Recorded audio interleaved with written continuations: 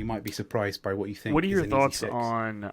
So a lot of pushback I've heard in the past from other design agencies that I've worked with is that a lot of companies still side on icons, especially if it's a company based in a particular region and they feel confident about the icons that they select. But the pushback is, what about a hover? Isn't a hover enough? So if you're on a device, you put your mouse over it, you get a hover icon.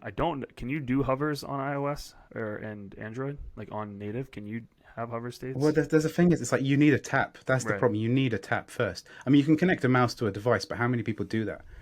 So what you've seen, like news sites like The Guardian, I think for a while, when you tap, it will do like the active state, and the active state will Right. give context to the story because there's only a finite amount of space you can have before it looks broken, like titles and images. So when you tapped, it might do an accordion Mm. expand, but then you'd have to tap again, and that's the balance where you're asking the users to tap twice in order to do something, and that becomes like, well, you're losing in usability by gaining in some sort of like visual gain, but um if someone just wants to do an action, just make it explicit. Like that's the thing.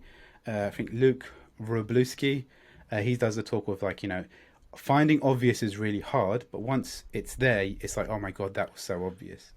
um so yeah, no, I think you have to be really cautious. But this is all Yeah. about I usability I would testing, just right? summarize If you everything get you've. 5 people, you do a design, you get 5 people, you put in front of them.